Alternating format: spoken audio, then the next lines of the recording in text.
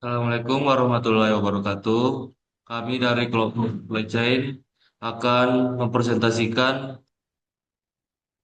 materi analisis sistem produksi dan distribusi perusahaan manufaktur dari perspektif teknik industri, manajemen, dan teknik logistik. Sebelum masuk ke materinya, kita akan perkenalan dulu. Perkenalkan, nama saya Rehan Satria Jiswandi. Perkenalkan nama saya Kevin Jeremia. Perkenalkan nama saya Zahra Aziza Adawiyah dan Natasha Putri Salsabila. Pengertian teknik industri. Teknik industri adalah disiplin ilmu yang berfokus pada perencanaan, pengembangan, implementasi, dan pengelolaan sistem yang melibatkan orang, material, informasi, peralatan, dan energi. Tujuan utamanya adalah meningkatkan produktivitas dan efisiensi dalam berbagai industri, dari manufaktur hingga layanan.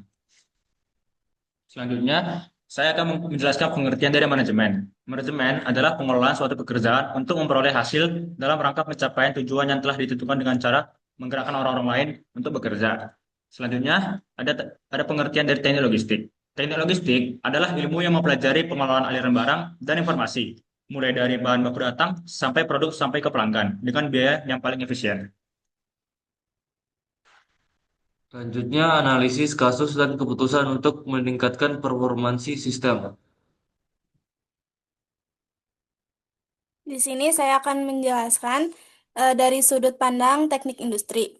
Jadi dari sudut pandang teknik industri sendiri, perusahaan X berfokus pada peningkatan efisiensi proses produksi, yang dimana hal itu dimulai dari pengendalian kualitas bahan baku, karena berdasarkan studi kasus yang terdapat pada materi, terdapat cacat bahan sebesar 3-5% yang menyebabkan pemborosan.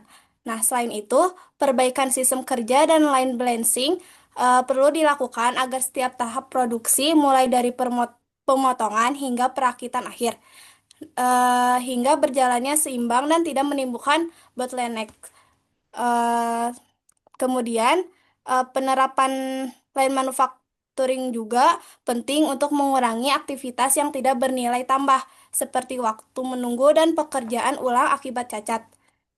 Yang terakhir, pengelolaan limbah produksi perlu diperhatikan, karena sisa bahan dan debu cat masih menjadi masalah. Dengan langkah-langkah ini, perusahaan dapat mengurangi waste dan cacat sehingga proses produksi menjadi lebih efisien, stabil, dan berkelanjutan.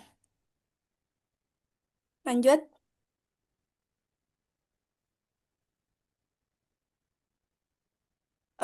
Untuk sudut pandang dari manajemen, perusahaan X berfokus pada pengelolaan sumber daya manusia, strategis bisnis, dan investasi.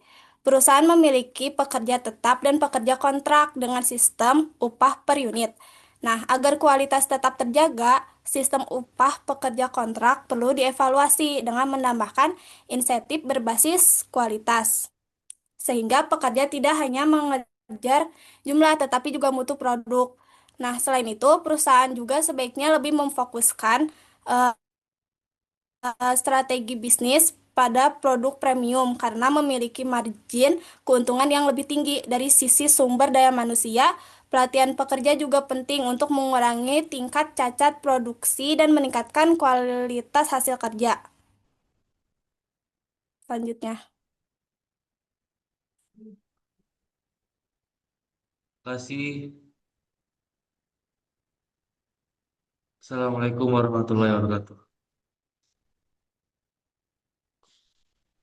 Nah,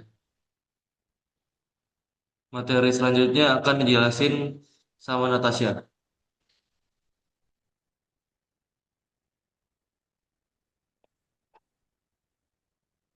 Baik, di sini saya mau menjelaskan sudut pandang dari teknik logistik, yaitu berorientasi pada efisiensi distribusi dan persediaan melalui optimasi rute pengiriman, penerimaan sistem just in time, pemanfaatan kapasitas truk secara maksimal, serta penataan ulang layout gudang. Tujuannya adalah menekan biaya logistik, mempercepat pengiriman, mengurangi stok berlebih, dan meningkatkan akurasi distribusi. Lalu, kesimpulan yang kami dapat yaitu, secara keseluruhan, kombinasi perbaikan proses produksi, strategi manajerial yang tepat, dan sistem logistik yang efisiensi mampu meningkatkan performansi sistem perusahaan secara menyeluruh, baik dari sisi biaya, kualitas, kecepatan, maupun keberlanjutan.